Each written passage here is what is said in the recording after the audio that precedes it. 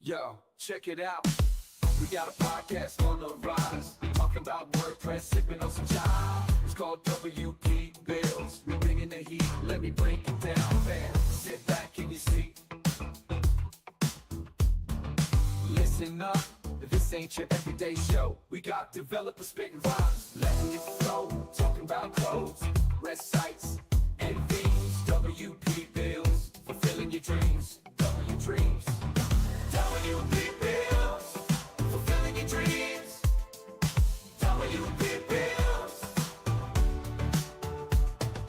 WP Bills. And the rhymes on time. We taking it to the top. We take it fly.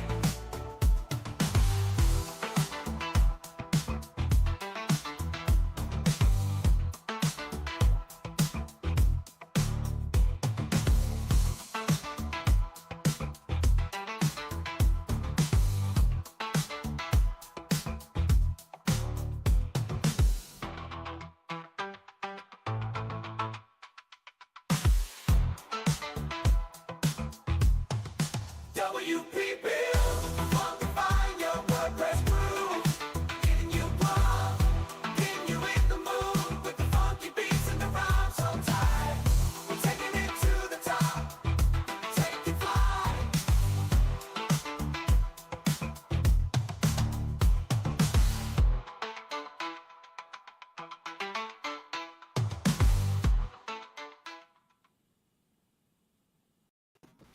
I have no words for what just happened. Right. That's where my entire week went. I discovered this app, which we're going to play around with later, and I literally sunk about 20 hours into making cheesy songs with a text prompt. It literally ticks every box of what makes me happy. Anyway, apropos of nothing, it's WP Builds this week in WordPress, show number 293. I'm joined by three fabulous people. Let's go to Michelle Frechette first, who, as I am now getting more accurate with, is the co-host of the show because she's on so That's frequently. correct. And she helps me an awful lot. I've got to say, in the background, she helps me an awful lot with all sorts of things like booking on guests and just making sure that it ticks over. So appreciate your participation. My pleasure. Michelle. And I know you're not feeling very well, particularly, so appreciate you making the effort to come on today. Thank you so much. Happy to be here. Oh, and you've updated your bio. Woohoo! I have. So I'm not going to read it out incorrectly, hopefully. Here we go. Michelle Frechette is the Director of Community Engagement for Stellar WP at Liquid Web. They've got an event coming up. We'll find out more about that later. In addition to her work at Stellar WP, Michelle is the podcast barista at WPCoffeeTalk.com, co-founder of underrepresentedintech.com, creator of WPspeakers.com, also the creator of WPcareerpages.com, executive director, let's get it right, at poststatus.com, co-host of WP Motivate, which is a podcast, and also co-host of the Audacity Marketing Podcast, and the host of WP Constellations Podcast. She's also an author, frequent organizer at WP events, and she lives outside Rochester, New York, where they frequently get eclipses, although they also get lots of cloud, apparently, which renders the whole experience kind of... I tried not to cry. I didn't cry, but... yeah. The sky got dark. Let's get to that in a second, yeah. She's an avid nature photographer, so that kind of makes up for it. And you can learn more about her at meetmichelle.online. Before we get to Piccia and Marcus, like, how disappointing was that on a scale? Oh my gosh. It 1 to was 10? so ridiculous. I mean, I bought the glasses, the lens for the camera. I mean, Yeah. the cover is not expensive, but still, I'm out there and I'm like, maybe if I blow really hard, like the wind. It's like a once-in-a-lifetime The clouds- experience, and it actually passed over your apartment. It did. Except that it was so thick with clouds. I mean, I posted pictures on Twitter, but it was so thick with clouds that literally it just got dark and then it got light again. Like there's nothing to see. There was a story in the press here about this family from the UK. I don't know. They had loads of kids, like 5 kids or something. They flew them all out at great expense, and it was cloudy, and then flew them all back again. Yeah. There you go. They actually made T-shirts afterwards that said something about the eclipse in Rochester, New York. I didn't see the S word. Oh, well, that is disappointing, but thank you for joining us. I really appreciate it. Let's move on. We've got Piccia joining us. How you doing, Piccia? I'm okay. Thank you very much. Yeah, I'm Piccia, all right. have you got a new camera? No, I don't. But it looks like it. I could brag and say that I do. Yeah, there's something I just like worked out. the quality I just is worked like out that the Mac has this feature. I can choose portrait, okay. f-stop. Okay. So that's why. Oh, well, it looks really nice because you got that kind of like Yeah, it does. it's It's kind of almost looks background. real. Yeah, yeah. Mm. It does a good job of it. Well, thank you for joining us. Piccia, she's got a much shorter bio. It says Piccia Neri is a UX and accessible design lead, consultant and speaker. She's got something that she wants to tell you about. We'll do that a little bit later in the show. Where I'm living, it's going between like super bright like this to like glum as anything. So it's gonna go between light and shade, but never mind. But thank you for joining us. And finally, Marcus Burnette joins us. And I must say thank you to Marcus for stepping in because one of our guests had to pull out due to other commitments, and Marcus stepped into the breach. So I'm really appreciative of that. How are you doing? Good. Happy to join everyone here. Yeah, thank you. On camera instead of just in the chat. Yeah, oh yeah, I mean, regular chat. Yeah, thank you. I really appreciate that. And there's a bunch of people who are commenting as well. We'll get to you. But Marcus is a community marketer at GoDaddy, connecting the global brand with the WordPress community at online and in-person events. Marcus is also the creator of the WP World. We'll have a look at that as well today, which is a WordPress community resource. He's spoken at WordPress events and can be heard regularly as one of the co-hosts on the Do the Woo podcast. Occasionally, he'll flex his design and development muscle on some freelance work or a new WordPress plugin. He's one of the photo directory team reps and loves a good hike with his camera in tow. I'm getting into that. I'm getting into taking camera out on the hikes, and it's blooming excellent. I love it. He lives in Central Florida with his wife and 2 daughters who are starting to get too old for his liking. The daughters, I take it. We wouldn't. Yes, the daughters. Yeah. Well, thank you so much for joining us. Thank you to anybody who's joining us in the comments. I think this will be the last week that we managed to push this into the Facebook group because Facebook are hobbling the API. So that'll be the last time that happens. But I might as well say it one more time because you never know. It might actually count for something to somebody. If you are joining us live or you want to tell somebody about it, the best place, honestly, is just to go here, wpbuilds.com/live. If you're there, you can use the YouTube comments, which are on the right-hand side of the player if you're on a desktop, underneath on mobile. And then in the video itself, buried in the top right-hand corner, is a summation of all the chat. So if you come in from a variety of different platforms, you can see what the other people are commenting. We've had a little problem with the chat from time to time. Some comments don't get through. And if that's the case, I apologize, but I'll try my best to look at them on all the different platforms. If you are joining us from Facebook, I apologize, Michelle.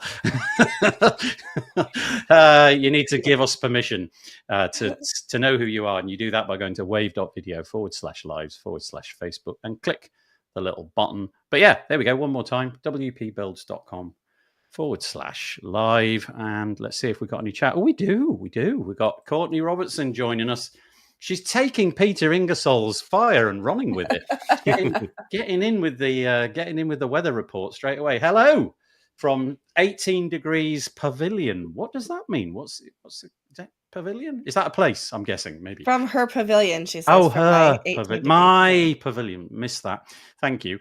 The birds in the trees around me have a lot to say. Nice. Elliot Sowersby joining us from just down the road here. It's probably going light and dark where you are, Elliot, as well. Just saying hi. Now I need a vid of... Oh, no. No.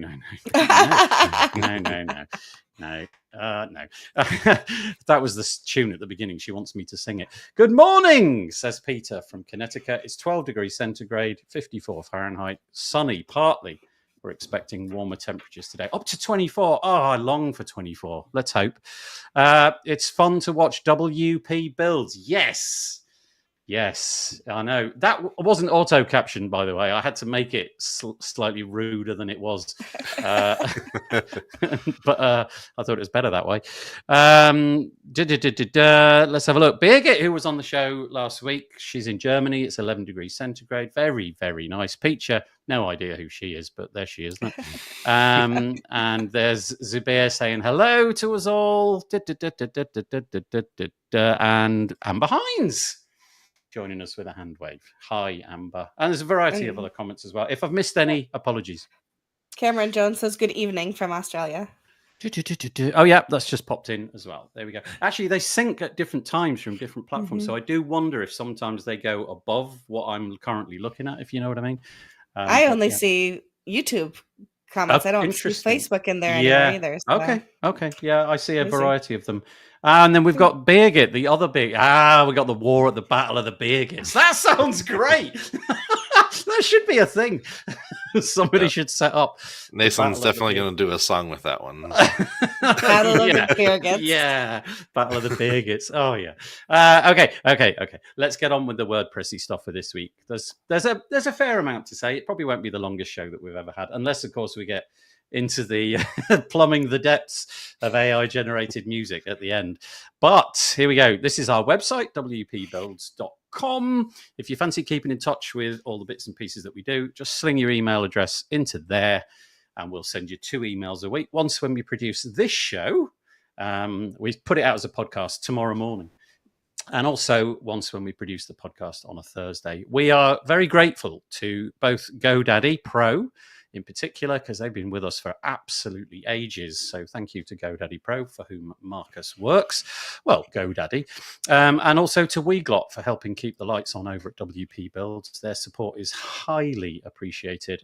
Honestly, I don't know if you run podcasts, Michelle, for example, but this whole sponsorship thing is such a big deal. And I know it sounds a bit cheesy, me saying I really appreciate it, but honestly, I really appreciate it. It does genuinely keep the lights on. It enables people like me and Michelle to do stuff that we do. So there we go. All right, so that's what we got. Also, if you're interested in knowing what's coming up in the future for WP Builds, if you head to our schedule page, it's at the very cryptic wpbuilds.com/schedule URL. That's hard to remember. The only thing that's out of bounds normal is this. I've got an Activity Pub plugin walkthrough with Matthias Pfeffele from Automatic. He's the guy that originated the Activity Pub plugin and then got taken on by Automatic. So put that in your diary. It's on the 24th of April. Come and ask your questions about how it works and how you can connect your WordPress site to the Fediverse. Okie doke. Right, let's get on with it. Very quickly, WordPress 5.2 has been released. It's a security release. So it's recommended that you update it. There's 2 bug fixes in core and 12 bug fixes for the block editor. But eagle-eyed people amongst you will have noticed that there was no WordPress 6.5.1, which is kind of weird. Because normally it goes, 6.5.1, 5.2, 5.3, up until 6.6, and then we start all over again. But 6.5.1, it just kind of went missing. And where did it go? Well, it turns out there was a bit of a bug. There was supposed to be a 6.5.1, but then there was a problem that was discovered. But it turns out that the tags that the sort of system, if you like, that is used to create the updates, that tag is immutable. So 6.5.1 was already being consumed, if you know what I mean. So it couldn't be used again. So little snafu there. Apparently they're going to figure out how to make that not happen again. But if you didn't find 6.5.1, you're in good hands. It wasn't supposed to be there. But anything to add to that, you three? It just probably not. I just wanted to mention update your WordPress sites because it was a security fix. If there's nothing, I'll move on. Yeah, I think this is like a flag for those that hold off on the major releases, right? This is a lot of folks wait until there's at least one minor release that comes out before they start to update, especially folks with lots of, with agencies with lots of sites and stuff. They want to make sure 6.5 has gotten, bug tested and fixes happen. So this is that. Now it's time to go update your sites. Yeah, absolutely. It dropped on, nearly a week ago. It just didn't quite coincide with this podcast episode, but definitely go and get your sites updated. Okay, if we've got nobody else commenting on that, we'll move to this. If you're like an agency owner or a freelancer, you'll understand this, but it's all about PHP versions and the fact that your software, for WordPress at least, largely historically relied massively on PHP, much less so than it used to. But nevertheless, you've probably got a server somewhere and it's running a version of PHP. You may not know about it, but go and hunt around in your control panel, and in there somewhere will be a setting, hopefully, to update it to a more modern version. WordPress has been historically really good at keeping backwards compatibility with all sorts of things, and PHP is no different, but it's time to sunset PHP 7.0 and 7.1. They are getting a bit long in the tooth, shall we say. That's going to happen when WordPress 6.6 drops, which is going to be July 2024. So you have been warned, basically. Why you're not on 8, I don't know. Hopefully you are by now. But so essentially go and get your sites updated. It does look like across the board, I'm just showing the things on the screen here. It looks like PHP 7.0 only has 1.5% of the market share of PHP, and 7.1 has 0.95. So roughly 2.5% of websites will be using something like this. So they're likely to suffer problems. So go and sort it out. But if you cannot update, it does say that sites that are running 7.0, 7.1 will remain on the 6.5 branch of WordPress, which will continue to receive security updates as it does currently. So hopefully that won't cause your site to be insecure, although you never know, things might start to break. Anything on that, you three? I like the word unsecure better, because insecure just makes it sound like it has all kinds of mental health issues. Is unsecure a word? That's interesting. That when I hear that seems to, when you hear a word and you think that's nearly right but not quite right. I get that when I hear unsecure. I just sort of think, interesting. Look that one up. Insecure. Anyway, it's not secure. Let's go with that. It's just my own little brain working here on a Monday morning. So. Yeah. Okay, in that case, we will move on. This is a bit of self-promotion. I do apologize, but why not? I do this show fairly often. I get to drop a few things in. We have the Page Builder Summit 7.0 is coming back around. You can see on the page that it's going to be dropping in May the 20th to the 24th. We've got about 35 speakers lined up. It might go a bit north of that. It might trend towards about 36, 37, depending on how things pan out.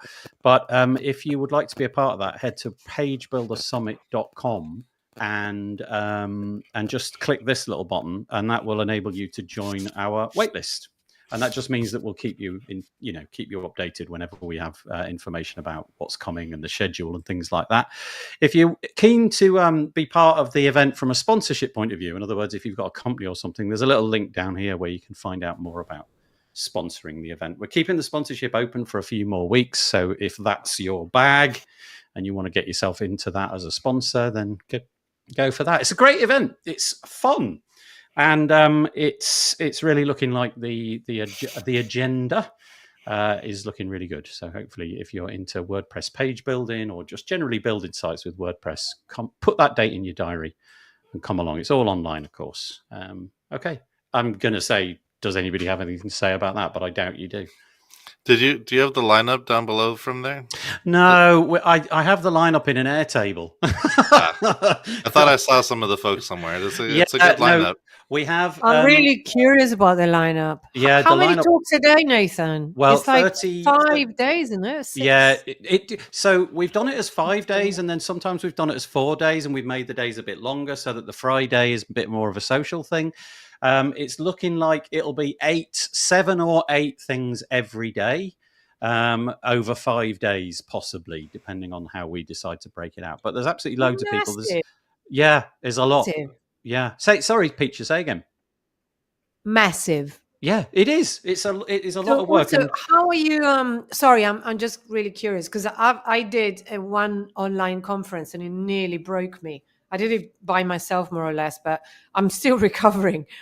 Well, Well, yeah, sort the of. thing is, I'm broken, so Yeah, it's fine. because Ancient is in Ancient LaRue, who's your wonderful co-host, partner, whatever. She's in New Zealand now, Yeah. isn't So she? She's I not ideal. I'm really not giving Anshan her due, to be honest, and I'm just being a bit stupid and self-deprecating. Anshan takes on the burden of organising an awful lot of the event, so she does a lot of the organising and the wrangling of the speakers. I do a lot more to do with the editing of the video and organising the sponsors and that kind of thing. So the speaker and the schedule for the speakers, we always decide it together, but Anshan has done a lot of the work connecting with all the different speakers. But it's a really nice event. We have a nice Facebook group which we bring back to life each time, and there's a lot of comments in there. We do silly things like bingo, and we do networking events and stuff like that. And it's just fun, just meeting people. Last year, there were several people who showed up to say that they took the week off. They literally booked annual leave. There was about 3 or 4 of them. And wow, that's pretty amazing. So I was, pretty pleased about that. That's kind of fun. Anyway, pagebuildersummit.com. But the schedule will be released fairly soon. But there's a load of old favorites in there and some new names as well, which is kind of nice. Yeah. Anybody else? Okay. Alrighty. In which case, we will move on to this. The admin bar is, that's the menu. The admin bar is a Facebook group, but it's also a website. You can go to theadminbar.com. And I was in touch with Kyle Van Duzen this week on, I can't remember where, some kind of messaging platform. And he mentioned that the survey, which they've done, I think for the last 3 years, polling people in the WordPress space, but agency space more generally, about building websites. And they survey people just to see if there's any trends over time and something interesting which pops up. And so this year, it looks like close to 1,150. It's 1,144 surveys were completed. And Kyle then kind of makes sense of it. He does actually say that if you go to the website, and it's, by the way, it's theadminbar.com/2024, the numbers, and then -survey. He does actually say that if you click on the link here, which you can see on the screen, you can get to like the Airtable, and then you can filter it yourself by your own criteria, because Airtable's really good at, you can put in all sorts of filters and things. But I've highlighted a few things which I thought were of interest, and let's see if it promotes any discussion. So here we go. 1,200 roughly freelancers and agency owners. The average amount of experience was 11 years. Little whippersnappers. But 72% of the people who were surveyed charged less than $5,000 on average for a website. Now, I don't know if honestly, it's been such a long time since I was doing all of this. Is that a shocking statistic? Does that strike you as like, that's not enough? How can you make a living out of that? I've no idea, especially with like modern AI tools and things like that. What do we think? What do we reckon? I think the average is something that what's the website look like? Is it a 3-page brochure site, or is it an in-depth, Yeah, that's very site? true. That's absolutely true. But then when you read the data below, 68% of businesses surveyed had a gross revenue of less than $100,000. That goes with that. So it really depends on which country they were located in, which would be really interesting. But one thing that I want to say, if I may, is that I just want to say how what an amazing job Kyle does, because he started the WordPress group, the Facebook group, a few years ago when I started another one. And I just sort of, the way he's grown it and made it something unbelievably useful is incredible. All the stuff that he does with the website, he did the accessibility, weekly accessibility with Behinds. It's just amazing what he does. And I find this survey, I was going through it today thinking, this is so interesting. And the amount of time that it must have taken Kyle to also go through all the data. Do you know what I mean? And it's really such a good snapshot of the community at large. I mean, it really, I don't know who participated, but I just wanted Yeah. to say that. I think he There's- does.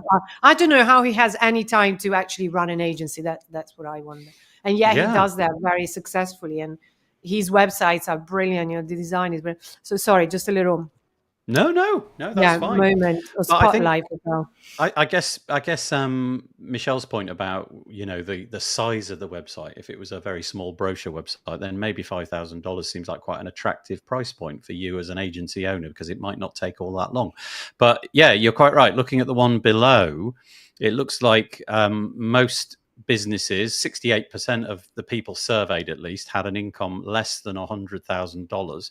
So let's say that, roughly speaking, $5,000 is roughly what you're charging, and you're earning $100,000 a year or less. Would it be fair to draw the conclusion that you're kind of doing about 20 websites a year? So that's like one every couple of weeks in order to stay solvent, with a little bit of holiday sprinkled in around here and there. So, okay, that's interesting. Okay, the next one. Well, less than 10% of the people surveyed made more than $100,000 a year. So I don't know how the question was phrased. Maybe it was like 100,000, less than 100,000. But we've learned that nearly 70% earned less, 10% earned more. So I don't know what the cost of living is like where you are, but $100,000 with a family and all of that, it's you know, it's not like the typical person is like ragingly wealthy out of this business. Amber makes a really good point. Yeah. Sorry, Thank Michelle. you. No, it's I was going to say the same thing. Okay, I've just seen it. Sorry, I've got things overlapping on my screen, and I'm going to move the comments a little bit quickly. 1 second, then I'll be able to see what's going on more. There we go. So Amber says, I think bigger agencies are not participating in the community, and thus didn't take the survey. It was largely freelancers. Yeah, that's a really good point. I guess Kyle's group maybe attracts a certain demographic. You know, who want to share that kind of information. Maybe the bigger agencies are a bit more closed off because they've got all of that expertise in-house and things like that. But yeah, that's a really good point. Thank you for mentioning that. She also says, and I can't put it on the screen. Oh, yes, I can. It's just come through. There are plenty of big companies, VIP agencies, etc., but those companies rarely engage in Facebook groups. There are even a few in post status. It's interesting. Okay. All right. Okay, so back onto the screen. Less than 10% earn 100,000 a year or more. 32%. So this is a new statistic. 32% of freelancers or agencies make the majority of their income from recurring revenue. So fully a third are making the majority, so 51% or more, from recurring revenue. So I'm guessing that's things like care plans or selling some other service like hosting or what have you. Again, that's kind of interesting. I guess if you can get into this, is like the golden egg laying. What is it? The golden goose laying the egg or something. If you can get yourself into this position, that's quite nice, isn't it? Because you've got a reliable, repeatable income which is coming in every single month. Can you toggle that open? Can we see what that says? Yeah. There we go. Oh, okay. I was hoping it would say what those revenue sources were, but they aren't. Yeah, no, it doesn't give us the source, but it just gives us the revenue details, and you can see. Yeah, so Kyle has amalgamated, to 32%, but that's kind of interesting as well. Okay, let me put that down. Anybody want to comment on that, or shall I move on? I got loads to say about this. Keep going. Yeah, keep going. The average hourly rate surveyed was $94 an hour. Which is $2 lower than last year. And again, I don't know in the US what an average wage would be, or whether that represents a good income stream, or a fairly tight income stream. I'm not sure. But there it is. Nearly. So this is the one statistic which I thought would be of interest to the discussion today, especially given that, Piccia, who's actually literally just dropped off the call. Hopefully she'll come back. But also Amber Hines in the comments. There she is. That was hysterical. Piccia, that was so funny. I was talking about you and you just disappeared. But this statistic, here we go. Nearly 1/10, so 10%, of freelancers and agencies don't consider accessibility at all, is in italics. So I guess Carl's trying to emphasize that when building a website. Let's see what we get there. So the data is don't consider accessibility. That was 9.4%. Strive for best practices. Well, maybe that's an interesting statistic as well, because I feel like that's 81%. Maybe that's more interesting. I don't know. And try to adhere to the WCAG guidelines, just 10%. So, okay. It's kind of interesting because now that I see that 81.3% striving for best practice, that kind of makes me feel a bit more sanguine about that. So I'm going to open that one up, especially maybe Piccia or Amber in the comments if they want to comment. That's a pretty nice bell curve. I mean, honestly, that's like statistically the best bell curve ever. Yeah. Yeah. Yeah, exactly the It's pretty- same on both It sides. spikes really, and it spikes really high in the middle, right? So Yeah. I wonder what this means, though, because this all comes around this word best practices, and I don't really know what that means apart from following the WCAG guidelines, really. But yeah. Yeah, I don't know. I think it's good to see that strive for best practices is up. I'm assuming that's what the arrows there mean. Yeah, yeah. But I would have expected those to mostly come from don't consider accessibility moving up to strive for best practices, but it also looks like adhere to WCAG also dropped, so they moved down to strive for best practices. I don't know what that means. Yeah. Are fewer people are actually adhering and have decided that striving for best practices is maybe the best they feel they can do. I suspect, I predict, I'm going to put my flag in the sand. I predict that this number this don't consider accessibility will be dropping fairly precipitously in Europe, at least anyway, over the next 12 months, because I followed a tweet from Amber actually last week in which she and Michelle, you were on the call, so you know, in which she raised something that had come out of Ireland. I guess the EU, we could say more generally, but it happened to come from Ireland, where you could spend up to 18 months in jail if you put a website out which was not striving for accessibility. Now, we didn't get into the weeds of that, how big your company had to be, how poor it had to be, what have you. But it was just the fact that there was some kind of legislation. There was something given over to that. It kind of makes me feel that this is going to become a real hot topic in the way that, you know, SEO has done over the last 15 years or something like that. Amber, thank you. She's just put a little... One of the things to remember, I was going to say, is this is definitely skewed, like Amber's saying, but also we don't know if this isn't true time series data. Did the exact same 1,100 people respond this year than last year? So, you know, what's the impetus for responding one year over the next? It's not truly scientific. It's just a survey.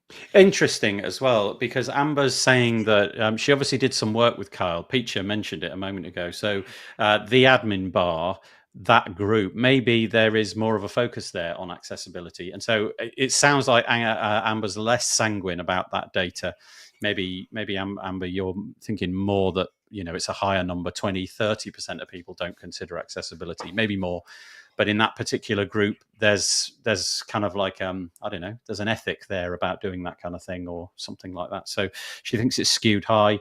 She also says that she doesn't see the same level of interest about accessibility in the other groups outside the admin bar. And Rob Cairns, oh, hi, Rob. Nice to have you with us.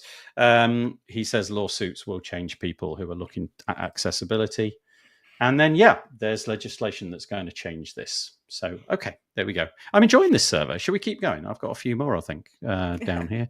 There was a few bits and pieces that were all about particular page builders, and I had the intuition that so it was things like 50% of the people that responded building websites with blocks use generate blocks, and I know that Kyle is big into generate blocks, so I did wonder if that sort of skewed that. But also I know that bricks is the sort of hot thing at the moment, and a lot of people are talking about that page builder, so I'll just mention them. Bricks was the only page builder which increased the numbers amongst that lot, 32% in total, and like I said, 50% of the people who responded to say that they're building websites with blocks were using generate blocks. But again, I don't know if that's skewed. I've got to go down and collapse an accordion. Otherwise, my highlighting is all out of sync. There's a little plugin for Chrome, but it obviously works out where it is on the page, not actually what the text is. Okay, so I thought this was interesting as well. And this was always the case for me. Referrals remain the most popular way of agencies to source leads, with 70% of respondents listing it as the number one lead source. It was 100% of my work. Well, I mean, it wasn't, but no matter how many Google ads or Facebook ads I tried to run, no matter how many clever campaigns I tried to launch on the internet, it was basically my mate John, who you built a website for, told me that you do websites. You know, it was that kind of thing. So keeping your customers happy definitely leads to this. Anybody want to comment on that one? Okay. All right. And this is kind of interesting because it speaks to what I was saying earlier. I started a blog and things like that. As you know, everybody says, launch a blog, drive traffic to your website. It never worked for me. And it would appear that people have kind of twigged onto that maybe as a thing. Less than 20% of agencies are creating content on a weekly basis. And just 28% of agency. Oh, sorry. So there's that one. So maybe a lot of people have also figured out that writing a blog maybe doesn't get you. I don't know. I feel that unless your blog gets picked up by some other source and gets promoted elsewhere, it's kind of shouting into the void a little bit. He said using WordPress for all these years, which began as a blogging platform. And then 20% of agencies without a niche exceed revenue of $100,000, while 41% with a niche exceed the six-figure mark. So I think basically what Carl's saying there is if you've got a niche and it's a successful niche, you're making your life a little bit easier, you know, whether it's, I don't know, you're going after lawyers or dentists or whatever it might be. That seems to be, on the whole, quite a successful strategy. So I think that was it. No. Here's one more. 54% of people say that they do not have plans to hire in 2024. So that's kind of seems like quite a bleak statistic, but there you are. All right, so enough from the admin bar. Thank you, Kyle. Anybody want to drop anything just before we move on about that one? I might close my blind because I look at me again. I mean, Now you're glowing. Yeah, check it out. I'm like I've gone into heaven or something. That's ridiculous. Very bright. Yeah, it's very bright. Okay, all right, let's move on. The one thing I would just say about surveys in general, whether it's the WordPress annual survey or this survey, is remember that people who are motivated to respond will have a certain incentive, right? So whether I want my opinion to be heard, I don't care about my opinion, the size of my organization, whether I think it fits me or not. So there's a lot that goes into it. So don't ever take any survey data as gospel truth. Yeah, good point. Yeah, and it says at the top, doesn't it? 1,144 people. So yeah, but interesting. Like Piccia says, kind of fun that Carl's put that together. And thank you to Carl Absolutely. for that. Okay, so there's a few comments that dropped in. Who's responsible for the jail term if a site is built by collaboration? Oh, interesting. Yeah, if you collaborate on a project, maybe you all go to jail. I don't know. No idea. Amber responded to that too, though. Oh, did she? Okay. Yeah. Right, It's here like- we go. No, wrong one. It bumped There up you go. quickly. Likely the C-suite. And that means nothing to me. What's C-suite? The CEO, the CTO, like the chief something or Chief. other. That's called the C-suite. Piccia, I'm very sorry. We've completely blocked out your face with our comments. I do apologise about that. Actually, if I take that away, you'll be back. There you go. It's all right. It's all right. No great loss. Okay. Likely the C-suite, so the CEOs, and thank you, I've learnt a term. It will only come to that if they are determined inaccessible and are mandated to remediate by a certain date and don't. So likely it'll be the decision maker, not the developer. Ooh, okay, that's interesting. Or it could be a dev or agency owner if they commit fraud by saying a website is accessible to the client, but it isn't. There we go. So, Elliot, hopefully you've got your answer to that. And Peter says, if you're new and have a smaller base, it's much easier to see a large percentage increase, like growth. Oh, okay. So growth in the case of bricks it's a fairly new plugin. It doesn't have an incumbent, 6 million websites like Elementor does or whatever it is. So, doubling might be a case of something easy to manage, whereas doubling Elementor's numbers would be nigh on impossible, I would imagine, at this point. And Elliot says the owner of the site isn't necessarily responsible for accessibility, but if they didn't build it, though, surely. I don't know. I am no lawyer, Elliot, so caveat emptor. Call up Amber. I bet she's got the right answer. There we go. Well, they're not personally responsible, but they're personally responsible for making sure it's accessible, which means they need to make sure that the dev is contracted to build an accessible site. Yeah. Can you imagine that going through the courts as well, though, especially on a sort of more local level where the judge, I would imagine there'd be a fairly high bar of knowledge to be able to prove that something was or was not accessible. So it'd be interesting to see if those court cases do start to arise, how the lawyers can get over, well, no, hang on a minute, there isn't something declared inside that piece of HTML that would make that particular bit accessible. You can imagine the judge kind of, oh, okay, right. So we will see. Yeah, the whole thing is very interesting. Also with European legislation coming soon, I think it's scary. I think a little bit. Okay. Good morning, says James. Hi, James. Nice to have you with us. And it is very confusing, Elliot. You're quite right. We're all confused, but we're not lawyers, so I feel like we got off the hook. Okay, right. Let's move over to talk about WordCamp Europe. It's happening. It's not that long away now. What have we got? Couple of months, and the contributor day. I don't know why I said because it's on the screen. The schedule has been released. It's not just about the contributor day. If you are going to be in attendance, then this is your port of call. It's I'll put the link in the show notes for tomorrow. But here we are. We've got 3 tracks. We've got a main stage, one called Sala Rosa and one called Sala Azora. What does Sala mean? Does that mean room or something? Does anybody? Yeah, I believe so. Yeah, it means like room. I mean, big room. Big Sala room. is a big room. Okay, and you can basically go here and see what's going on. It looks like the keynote is being dropped right at the very beginning, day 1, which is, let's just get this right, which is the 14th of June, and it's going to be Joost de Volk and Juliet Reinders-Folder. Juliet Reinders-Folder was on a Tavern episode and making sure that it was possible to have tooling in the WordPress space, which made it possible for devs to, get their code. I'm trying to summon up the right word and I can't get it. What is it that she does? It's gone out of my head. It's not PHP utils. Anyway, she is doing that, and she has been doing it for years and years and years, gratis for no money. And I think maybe she's reached the end of the road with that a little bit. So hopefully this talk will delve into that a little bit. But there's loads and loads of other stuff here. You can see 3 tracks begin, then it sort of goes back down to 2 and then 3 again. There's a load going on. And I wondered if any of you guys had a chance to look through and found some stuff that you were interested in. Is there enough variety in there for you? You happy with what you're seeing? It seems a little more balanced than last year, but I haven't dived in very deeply, to be honest with you. When you say balance, do you mean in terms of the sort of topics? And I was thinking more along the lines of the speakers. So there seems to be some more women and people of color. So but I haven't done any.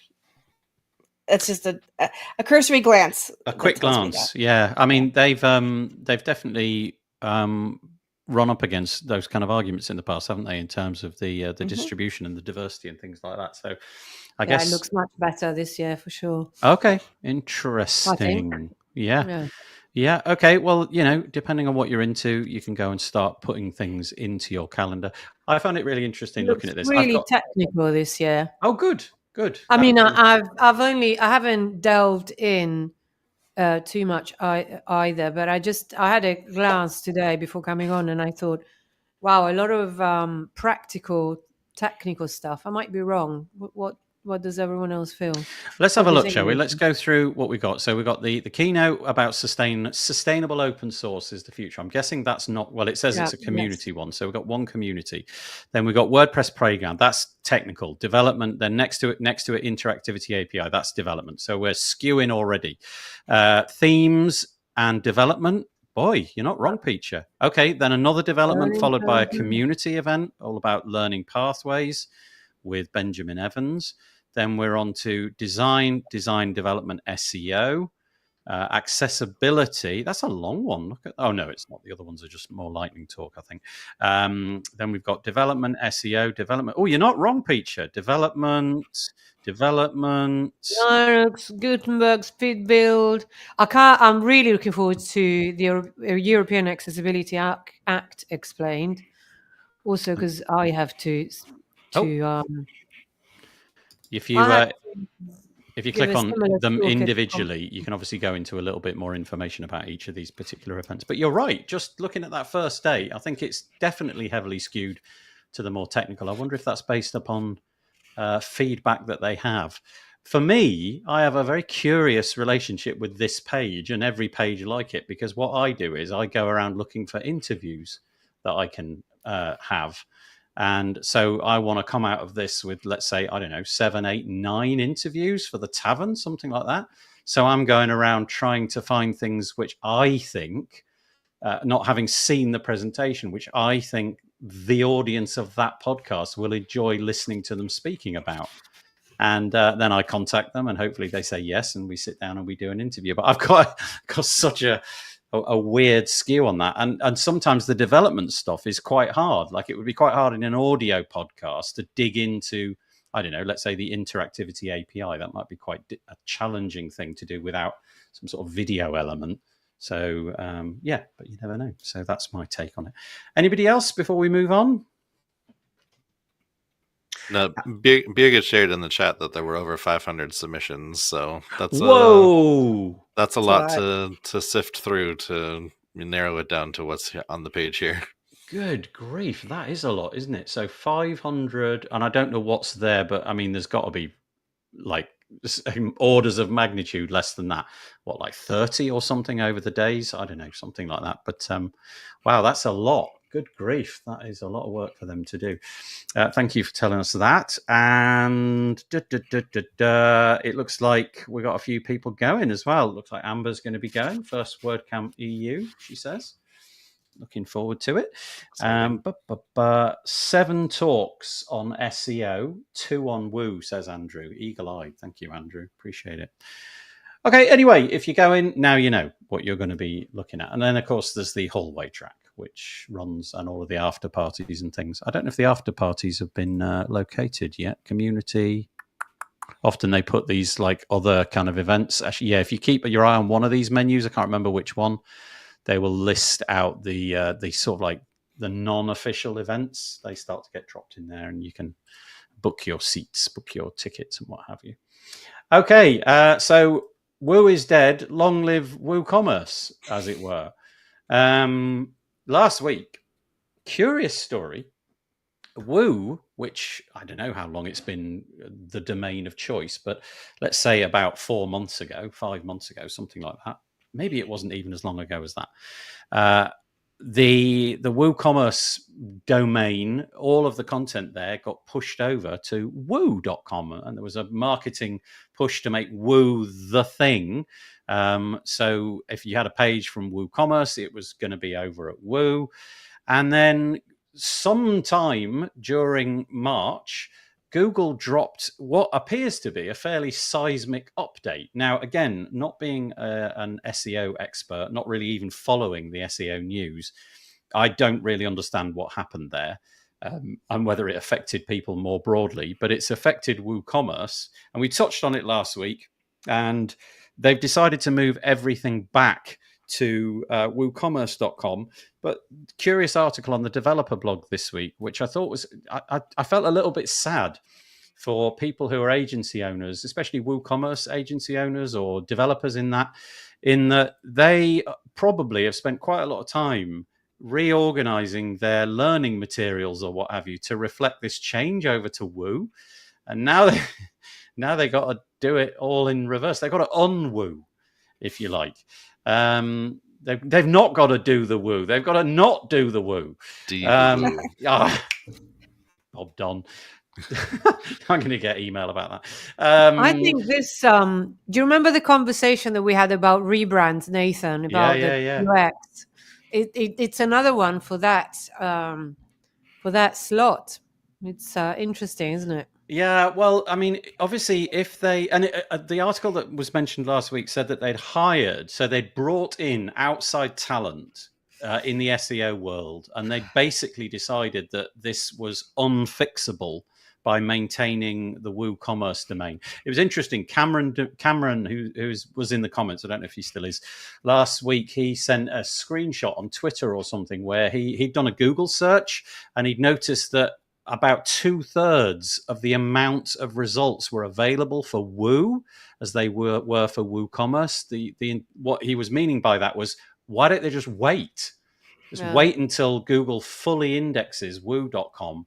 But I guess, if you're faced with a bit of a sinking ship, then you've got to undo it. So anyway, after careful consideration, it's been undone. But this article really is just saying, what's the impact on for your clients?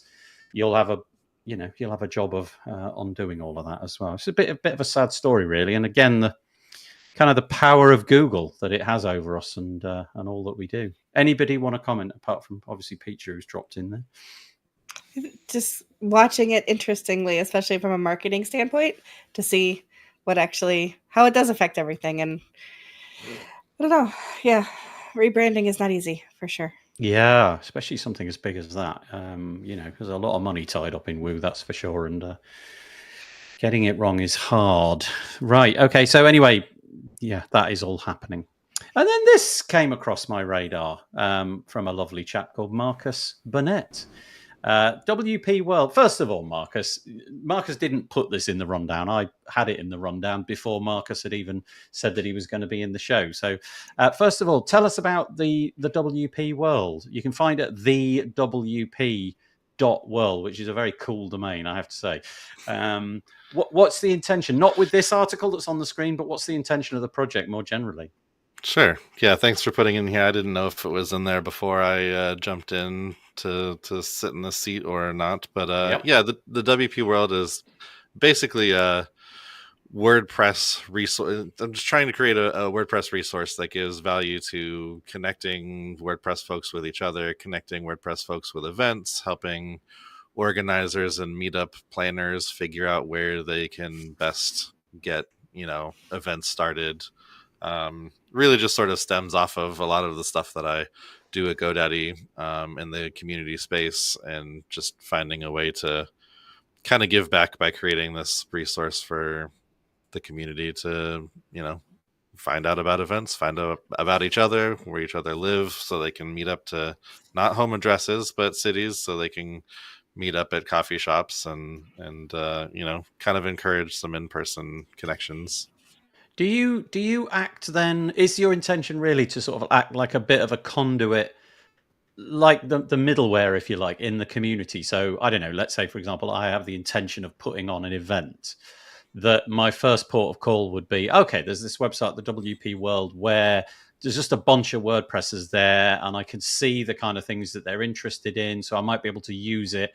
A little bit like Michelle's WP speakers, I might be able to find speakers, or alternatively, I'm getting into WordPress. I know there's a community, but I don't know where any of them are in my area, that kind of thing. So you're just being the middle piece, just connecting the dots of the different arms of WordPress. Yeah, that's the hope to some degree. I try to use it as a way to elevate some of those other things. So like WP Speakers is integrated into the site. So if you're on WP Speakers and you're on the WP World, your WP Speaker information shows there, or some of it, and then you can click over to WP Speakers to find out more and to actually contact that person. So part of it is being kind of a conduit. Part of it is elevating the other pieces in the community that already exist. But what I really want is for somebody to say, I'd like to go to a WordCamp this year.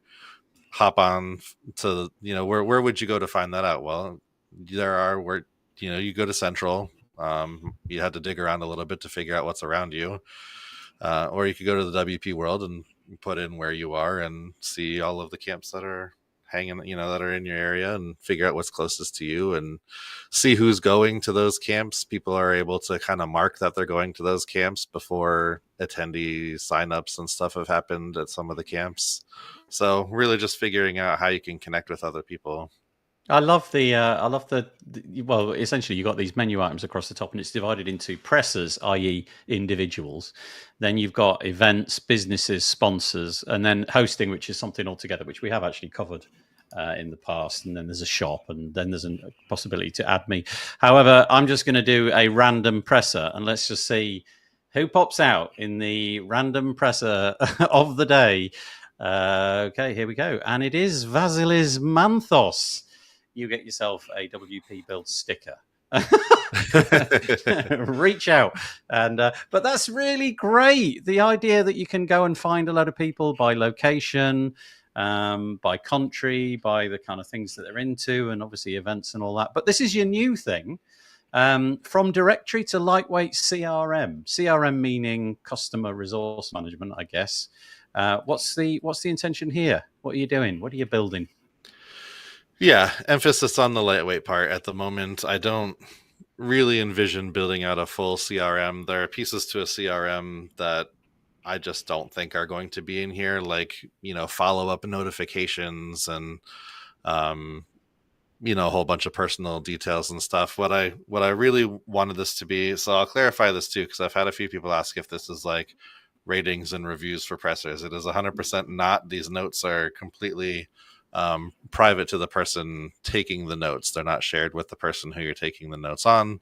They're not shared with the public or anything. They're private to you. But basically, like I think about a podcast episode that I was a guest on with Adam Silver, and we couldn't remember how we met each other. It's been several years, and so what it would have been great is if I had met Adam at some point, and then I went in and I found his profile on the WP World, and I opened up the sidebar and I typed in, met at WordCamp San Diego 2022, hit save, and then I can file that away and not have to keep that in my brain somewhere to try and come back to later. So then when I'm going to, meet with Adam at some other thing, I can open that up and see, okay, we met at this isn't, I have a couple of notes jotted down maybe that were important. He got married a couple of years ago or whatever, and I can look at that and say, oh, he got married a couple of years ago. I should check in with him and see, it's your anniversary, happy anniversary, or whatever the case is. So, just kind of a way to keep some extra notes. A lot of us meet a ton of people, especially at WordCamps and other events, and to try and keep all of the information that you learn about someone in your head at all times is kind of hard, and felt like this is a good way for you to kind of jot some of that stuff down and be able to reference it later. It's really neat. Do you have an intuition that this will be kind of like live data at any point? So in other words, do you, if I had this, I don't know, I could set my status to at WordCamp Europe or something like that. I could then, I don't know, use it whilst I'm at WordCamp Europe to make contact with people, like a messaging system or something like that. Maybe I'm pushing it a bit far. Yeah, I so far anyways, because I'm a team of one person, have stayed away from anything that requires real heavy moderation between folks. That can very quickly and easily be abused and become a problem for people. So I have not really created anything in the site that allows you to directly contact another person through the site. All the details about their LinkedIn and Twitter and stuff that they've opted to share are there and available for you to reach out in Slack or reach out in Twitter, however you'd like to contact them. But I don't want to. I've stayed away from anything that requires me moderating lots of messages that go back and forth between people, because I don't want it to be a problem. Yeah, I can well understand. So a couple of nice things. Firstly, the comment that's no, not that one. Amber, sorry, Andrew. It wasn't that I didn't want to see your comment. It was just not the comment I intended. Amber Hines saying that this is neat. which is true. It is neat, but also Birgit, whether it's Birgit 1 or Birgit 2, I don't know. Man. It's Birgit Powley Hack. She says, really great work for the community, Marcus. She's obviously saying that's great. Awesome. Some of the comments are not coming in, so apologies for that. I can't put them all on the screen, but I can try and read them out. Go on. Just another quick note that I sort of amended to this after it. It's at the bottom of the article, and there's an update there. But if you're not keen on having someone leave notes about you, that's totally fair. If you log in and go to your settings, you can turn off the notes feature for your profile, and then folks will have to leave their notes about you somewhere else. But I wanted to make sure that if you didn't want people leaving notes about you, that you were able to turn that off. Look at this. I think the UK's winning. The UK has 146 on its oh no! Look, if you get the whole of the United States and add them all up, if you look under the pressers drop down, there is a pressers by country. So let's have a look. Go. Let's see how we do. Oh, look, yeah, there you are. The United States well out ahead. 368. I knew it would have to be Spain. There's a WordCamp for every weekend. Really? It's incredible. It's huge in Spain. Okay. I didn't realize until I started this project how big a community Spain has. And bear in mind that it's that there isn't a huge amount of English speakers, so I'm sure that you'd get even more people. Once the project gets better known, Spain is unbelievable. Huh. Really good. There you go. Yeah, that's kind of fun. England comes in fourth place, like they do in just about all tournaments. In fact, just off the podium. Yeah, that's right. Do you know what I'm thinking? I'm thinking in a few years' time when this has grown and grown and grown. Because honestly, that's a pretty impressive target. You've got 1,378 people who've signed up thus far. It's not bad, but there are more people in the community. So I'd like to see them sign up. Getting people to come and fill out a form is hard work, right? We know that. True. And so that's really impressive. I can see a survey coming on though, Marcus. Like Kyle's survey, but slightly different. That would be fun. All right, the WP.world. That is a URL. Who knew that you could buy a .world domain, but you can. Okay. Anybody else want to contribute to that before we move on? Okay. All right. I think I'm going to leave that one because time is going to be a little bit short. So I'm going to move on to this one instead, if that's all right. And I'm going to hand it straight over to Michelle. I'll just simply say that there is an event. It's called Stellar Spark Conference. Mm-hmm. What is it? It's just a one-day conference, online conference for all things WordPress. And what we're hoping to do with it is show people who are newer to WordPress some of the great things that it can do and that are possible and how the community pulls together, and have some deeper talks too that would appeal to people who've been using WordPress for quite a while. So it's a call for speakers and it is a call for speakers. It's going to be held on the 19th of July. From 10 a.m. to 5 p.m. ET, and looking for a variety of presenters to choose from, so that there will be something for everyone, no matter what level of expertise they have within WordPress. Okie dokie. Right, let me just quickly sort something out over there. Sorry, I've got something which is just on the screen over there somewhat unexpectedly and kind of diverting my attention. It'll be in the show notes tomorrow. stellarwp.com/stellar-spark. Do you know what the uptake's been like so far? Have you had a few people interested? We just announced it on Friday, so I haven't even checked my email yet to see if anybody's applied. Excuse me. No? But we'll have a landing page soon for more information, and so people can register for the event as well. So that's forthcoming, but my first order of business was getting some really good content. So Okay. Thank you very much. Like I said, links in the show notes tomorrow. Okay, moving on. New product time. This is coming out of Gravity Forms. I got a message, I think had a chat with, I was chatting with Matt Medeiros, who is now working with the Gravity Forms team. And he mentioned to me that they've got a new product which has just launched. It's a plugin. It's called Gravity SMTP. And it is exactly what you'd expect it would be. It is a plugin which you can install in your WordPress website, enabling you to send email out from that and not just use like the PHP function built into your WordPress website and using your hosting environment's server to send out emails, which is never a good idea. And they've launched it as a V1. There's a bunch of commercial rivals and free rivals that do similar things, but I guess one of the nice things it's got built out of the box, if these are your email marketing platforms of choice, not marketing, email sending, let's say that, they've got Brevo or Brevo, I don't quite know how to pronounce that, Mailgun, Postmark, SendGrid, and then you can just use good old SMTP, but it looks like more or less like a one-click solution for those platforms. The only caveat is that you need to be, in order to get this, you need to have a Gravity Forms Elite license. I don't know what the paywall on that is, but if you haven't got that license, you won't be able to you won't be able to download it. Let's put it that way. I'm imagining it's GPL, but you don't need Gravity Forms to make it work. If you don't have Gravity Forms on your website, you can install this and get it to work. So there you go. If you're a Gravity Forms customer, and especially if you've got that elite level, you now have it for free, gratis. That's quite nice.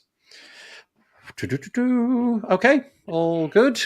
And do any of you have an iPhone? Mm-hmm. Yeah. Do you ever try to get images off your iPhone and get the rest of the universe to see them? It is so annoying. What the heck were Apple thinking? Like, Why? What's wrong with a JPEG, Apple? So it turns out that, just about every Android phone just saves everything automatically as a JPEG, right? And then you can suck it out of your phone and stick it anywhere, absolutely anywhere. But not an iPhone. Apple in 2017, for their own reasons, decided to use this image format called HEIC, which stands for High Efficiency Image Format. Now, they did it for all the right reasons, because it's teeny tiny. The compression is utterly remarkable, apparently, although there's probably better algorithms now. But I ran up against this problem. I genuinely didn't know that the iPhone use this image format, and then I tried to share an image with myself from my son's phone. I have an Android phone. I don't have actually I have a I don't know what to call my phone. It's like you have to shovel coal into the back of it. But I had an an Android phone. And then my son tried to share photos, outside of like a platform which would do the conversion on the fly. So, and I had nothing that could view it apart from I've come to my Mac. All's well. But I go to anything else like a Windows PC. No, you're not looking at this. And I just genuinely didn't know that was a thing. So firstly, okay, Apple, I get it, but naughty as well. And Piccia, you're obviously a bit ticked off about it. But this week, the guys at MetaSlider introduced me to a plugin which would get rid of this problem. They've got an article entitled "How to Use HEIC Images for WordPress." It's basically a fix. You download it, and on the fly, it converts it to a JPEG. Nice. But this is quite important. So if you're like trying to put your HEIC images into a browser, more or less forget it, because only Safari has native support for it. So there you go, salutary lesson. Anybody using an iPhone, what the heck? Bin your iPhone. No, don't say that, Nathan. Don't bin your iPhones. They're lovely. In many ways, they're fabulous, I'm sure.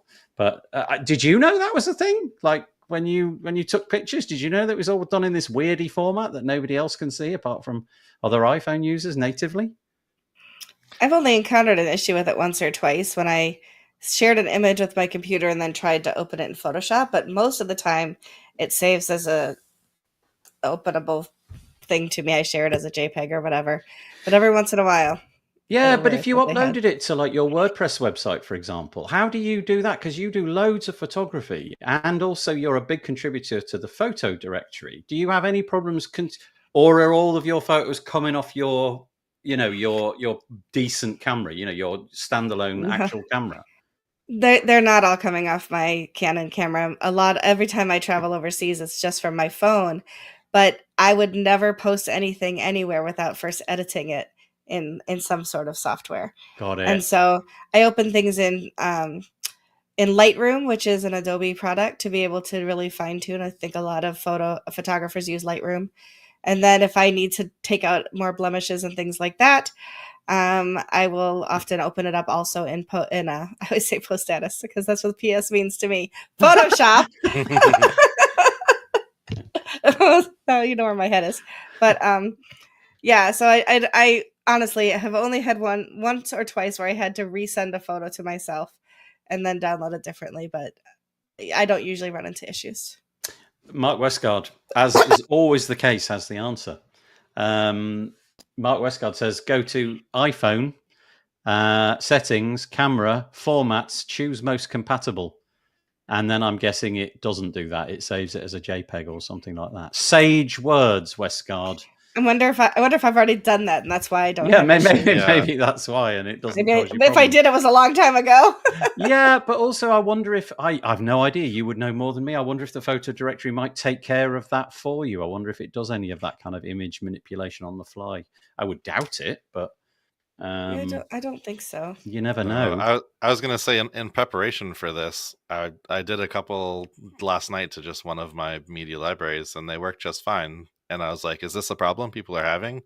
But I must have done exactly what Mark is proposing here at some point years and years ago, because when you upgrade, generally your settings follow you around. So I must have done this whenever it first came out. It could be because when I go to I upload, have no idea. it's a JPEG in the media library. Okay. And then it turns it into a WebP for whatever other reason that I have going on. But Thank it's you, already Mark, done I have to say. already done the conversion for me, and it must be that it's saving it out based on the setting that Mark has Okay. proposed. Yeah, because my son's phone was just basically out of the box. I mean, he's had it for a little while, but he's not one to tinker with the settings to improve or optimize the phone in any way. And I couldn't see them on anything. We had None. yeah, it was really hard to see it on anything. But now I know that if you've got a WordPress site and you want to have those high quality images with low file format size, then you can still do it according to this article and that particular plugin. But it's another problem fixed by WordPress. I just checked, and I do have mine set as most compatible, which is probably why I haven't run into issues. I wonder if that's part of the onboarding. I wonder if part of the now. onboarding is to Piccia. There you go. I will say that really sorry. That's okay. Go ahead. No, I just wanted to say thanks again to Mark because I didn't know. Well, he says that That's cool. it will stop HEIC airdrops even on photos taken prior to changing that setting. So what? You can no longer do airdrops at all. Airdrop, is that the technology where it allows you to sort of stand in close proximity to somebody and sort of just it quickly never snap? works for me anyway, not even from my computers and my phone, so I won't miss it. It's fine. Oh, it actually works fine when you turn that on. I use AirDrop all the time between my phone, my computer, and other people. Okay. So that's not an issue. Okay. There we go. I will say though that you do have to upload a JPEG into the photo directory. It will not convert photos for you. It must be a JPEG in order to be uploaded. Do you know, just on that, right? Not apropos of nothing, certainly not this HEIC. Do you know if there's any thoughts into modern image formats like WebP and AVIF for the photo directory at any point? Because my understanding is that you can save up to 40% file size if you go with, let's say, AVIF, AVIF, over JPEG. I mean, obviously JPEG's been like the bulwark for years and years and years, but it's getting sort of left behind. I still default to JPEG all the time. My camera does JPEG, my phone does JPEG, but I guess it would be nice to have smaller file sizes on the photo directory. So anyway, there we go. I'm not aware of any movement in that direction. I don't know if Marcus is. Yeah, not currently. I imagine that maybe there would be some tooling around that where, it remains a JPEG in the directory, but if you're using a plugin to pull, or even Core to pull photos from the WordPress from the directory, that maybe when it's doing that and putting it on your page, it will convert it from a JPEG to a WebP or AVIF or something. I'd imagine that there will be some tool that stands in the middle to do some optimization. I don't know that necessarily the directory itself will host multiple formats. Jerome is in the comments. He's saying that his RAWs are 30. Okay, wow. RAW images of up to like 40 megapixels. Yeah, we are getting to the point where cameras just create ridiculous amounts of data. I think it's Dan maybe was showing me he's got a Samsung Galaxy 7 trillion or whatever it is, and it's got like 800 cameras on the back and all of them do a different thing. But he took a picture and I think it was like 40 to 50 megabytes on the top setting. But then when you zoom in, like you can see the tiny insect on a leaf, which is like over the horizon. It's utterly remarkable. Which is what we all need. Yeah, exactly. But the file size was truly huge, and obviously clogging up the internet, like public-facing websites, we mostly don't need anything of that magnitude, So yeah. Anyway, thank you, Jerome, for sharing that. Okie dokie. I just wanted to put this in people's path. This was released this last week. It was actually 10 days ago, but I missed it last week. And it's an introduction to Playground and running WordPress in the browser. I'm just going to link to it. You can find it on the developer.wordpress.org site, link in the show notes tomorrow, but it explains the how-tos of running Playground in your browser and how it all works and how you can get yourself like a 101 of how that actual voodoo works. And then very quickly, Andrew Palmer, what the heck? Andrew sent me a link about 10 minutes before we went. He said, you've got to have this in the show. So here it is. And I could have got this wrong, Andrew, so forgive me, right? But it would appear that the latest version of WordPress 6.5 has a different way of uploading plugins. So once you've uploaded a plugin, rather than the plugin's uploaded and the page refreshes, it does an AJAX call basically to say, we've uploaded the plugin. And now that apparently might break a load of onboarding experiences for plugins, which at the page refresh would send you somewhere else. Like, here's how to use our plugin page. Well, that might no longer be the case. And so this track ticket, no, it's not. It's this. Yes, it is. It's a track ticket.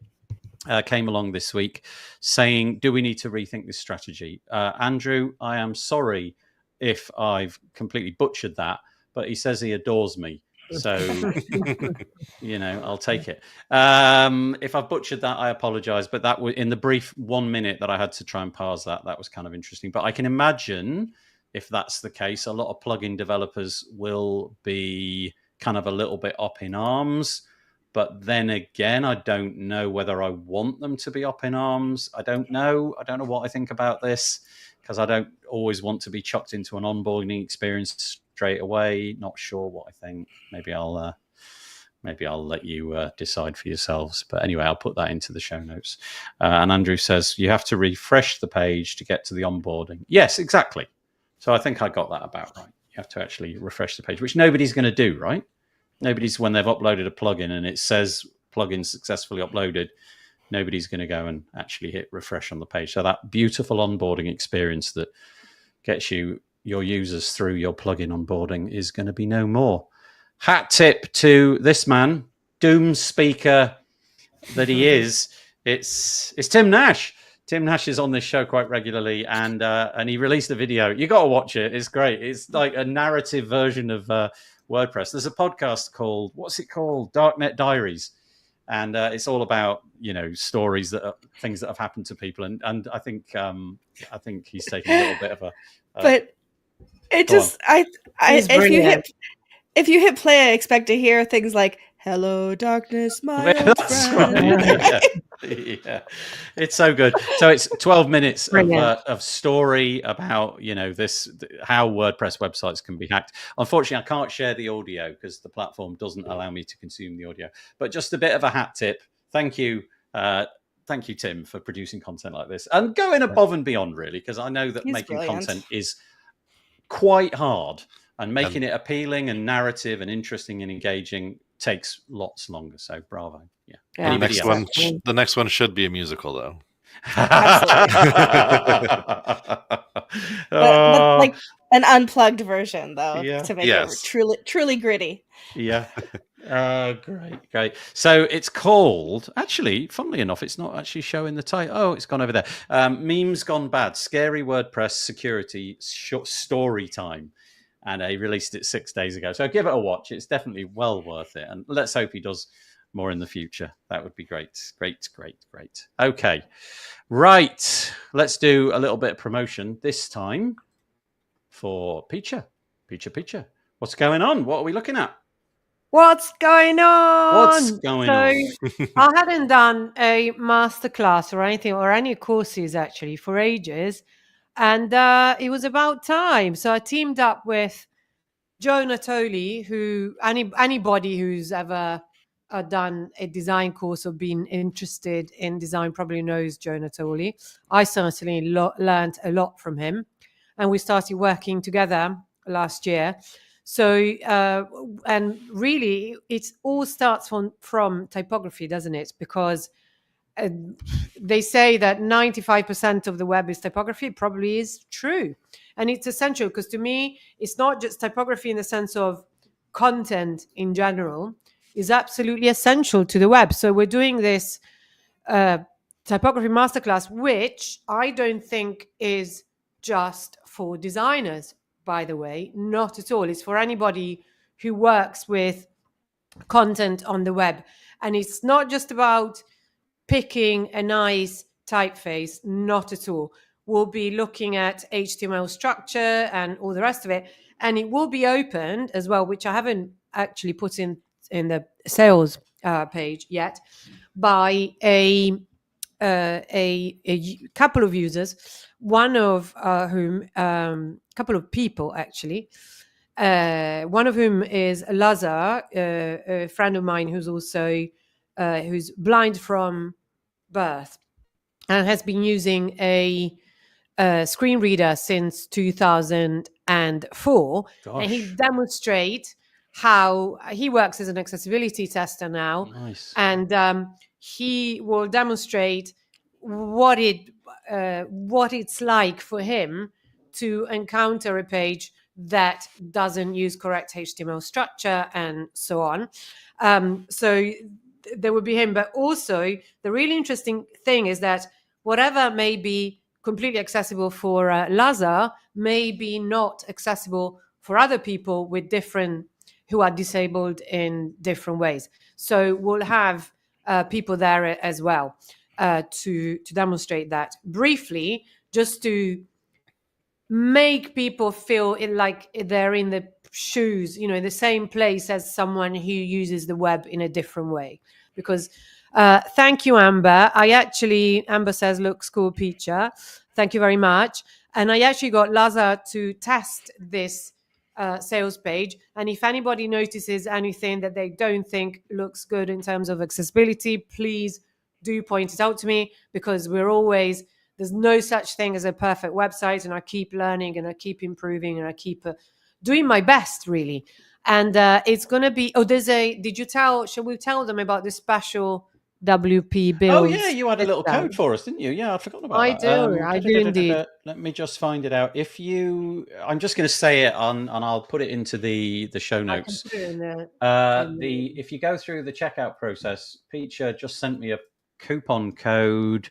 It's WP Builds 13, so WP Builds 13. Because the discount is 13%. I mean, 13%. Okay, there you go. Oh, that's great. And that's valid until Thursday, the 18th of April. Yeah. So I'll put that into the show notes. WP Builds 13. It's not an affiliate thing. It's just a nice gesture on Piccia's part. So thank you for doing that. I appreciate it. I always find those things where you watch somebody using and struggling with a website. I find them profoundly interesting. It's just, and in some cases, just heartbreaking. Absolutely.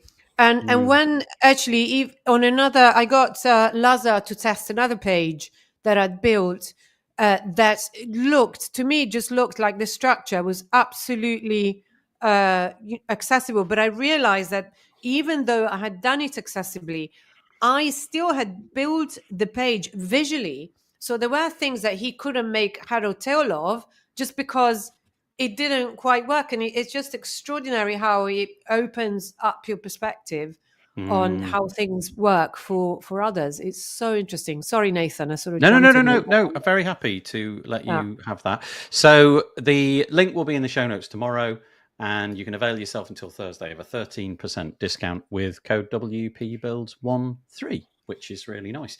Thank you. Thank you. Apropos of nothing to do with WordPress at all, but Automatic acquired this thing this week. Just if you've got that, like I've got Slack open, I've got Discord open, I'm on Twitter, I've got Facebook open. If you want one platform to just do all the chat, just go and get this. It's so great. It's called Beeper, which I like as a name.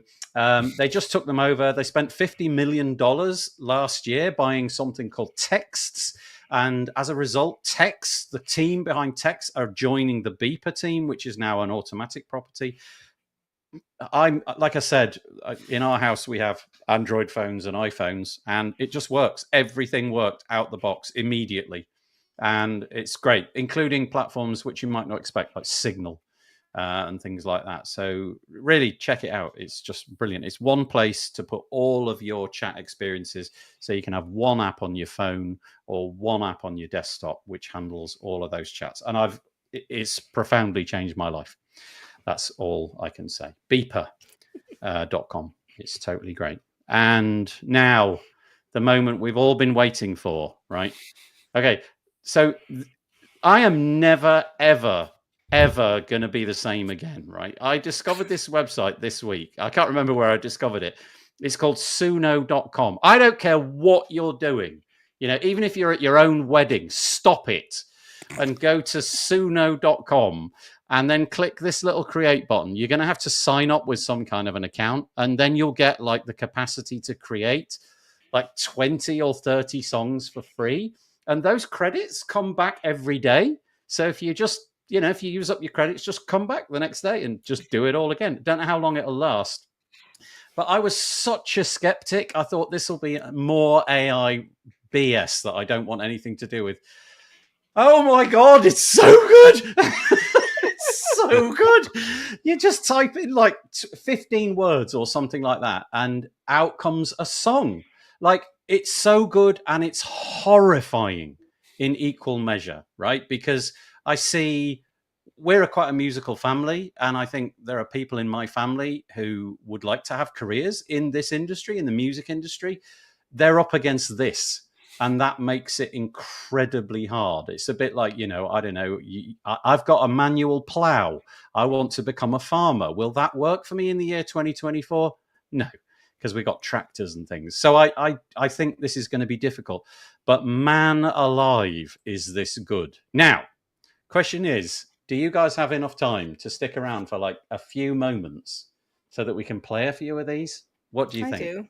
You do? Marcus? This is what I came here for. This is it. This is why we're here, right? So honestly, you type in 10 words and something comes out. So, okay, I'm going to play one. So this is the one that was in the intro to this podcast. I typed in something like, tell me in a funk song about the podcast WP Builds. It was as simple as that, right? And 20 seconds later, this came out. Yo, check it out.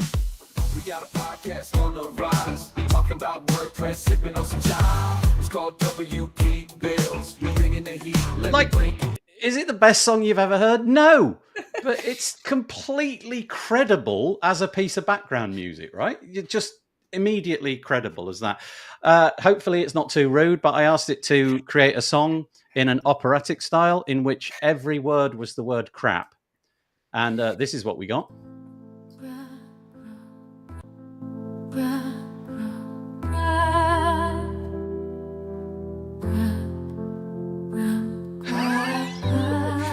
Oh, it gets so much better. Here we go.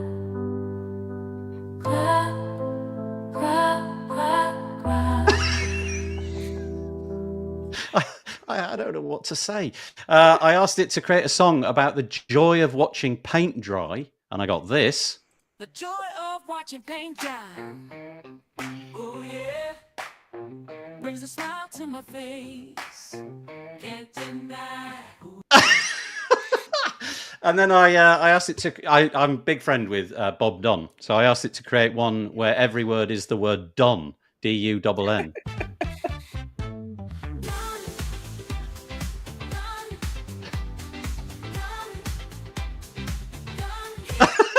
And it goes on and on. And then I asked you guys if you had a chance to create one. And Piccia asked it to create an accessible type one. Let's hear a quick excerpt of that. Step right up. Come take a look. At my masterclass, I wrote the book. Accessible typography, that's the game. With Joe and I told it, we're gonna change the game. So you put his name in and it got... This is about your masterclass.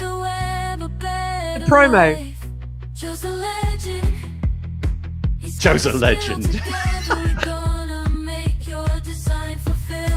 Oh, I'm going to stop it there, not because I want to, but because... I did ask for a punk song, and that's not quite my Okay. idea of punk, but... Okay. Right, but Yeah, I'd listen to that. yeah, I would exactly. Exactly. Yeah. This is the thing, right? Don't you think it's going to get to the point where rather than use Spotify to listen to songs that somebody else made up, you're just going to tell it, like, just play me loads of stuff, just make me loads of stuff up that I've liked Gonna in the past. Make stuff up, yeah.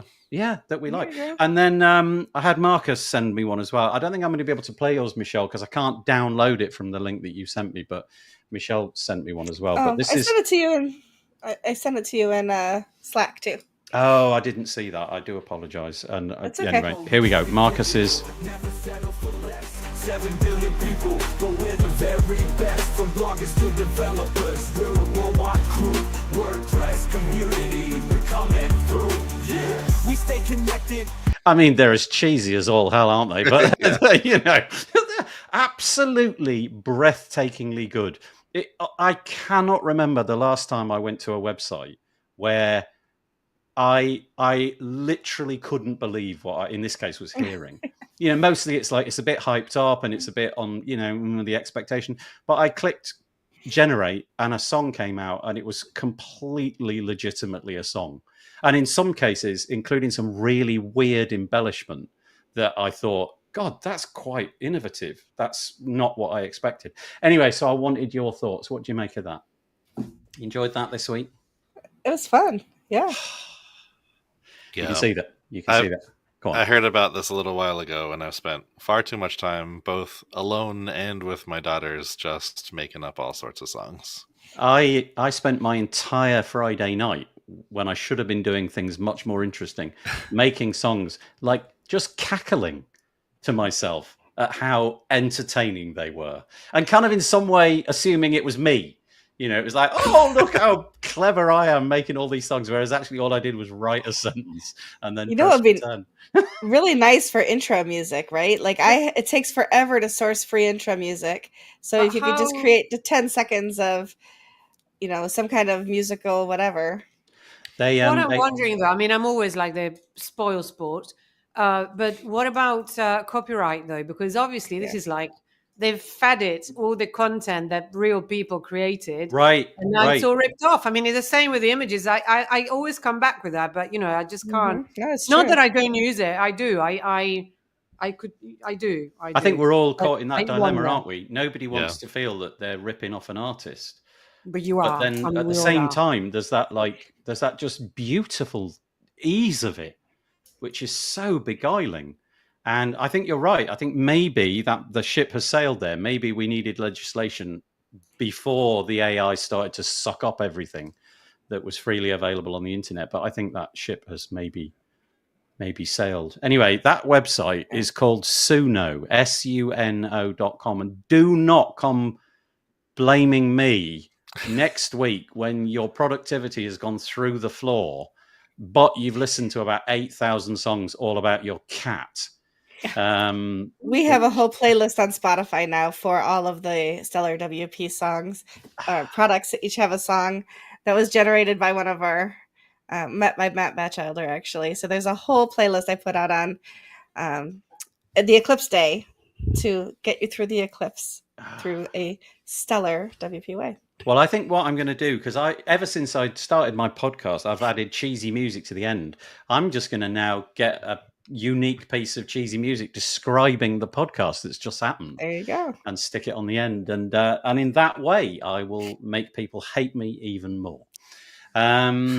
Okay, right, that's it. That's all I've got to say. We've run over a little bit, so I do apologize to Michelle and to Marcus and to Piccia for wasting 10 minutes of their time at the end there unexpectedly. waste. Yeah, Well, thank it's a waste, but not a waste. It's Not a a waste waste to be here. Yeah, it's a waste, yeah. not a waste. That's the title. It's a waste, but not a waste. Not Let a me just waste. write that down. And next week, join Oh, us I'm for sure there's a Suno song in builds. it, Nathan. Go on. There's definitely a song in it. Oh, yeah, it's a waste, but not a waste. coming Okay. up. Yeah. All right. Okay, we'll see what we can do. It'll take me all of 10 seconds to write that top hit. That's it, though. I appreciate you, the three of you, for joining me. We'll be back next week with some other guests, most of them generated by AI, probably. But for now, we've got to do the humiliating hand wave of death that I'm now going to start calling it. There we go. Smile. Hello. And thank you mostly to our audience. I really appreciate you coming in and saying hello. Groundbreaking crap, says Bud Kraus. Yes! This is the highest endorsement I think I've ever received. This is going on the website. The URL is suno.com. There you go. Groundbreaking crap. Right, we're going to hang the call up and we will see you this time next week. Take it easy, everybody. Thanks so much. Bye-bye. Bye. Bye.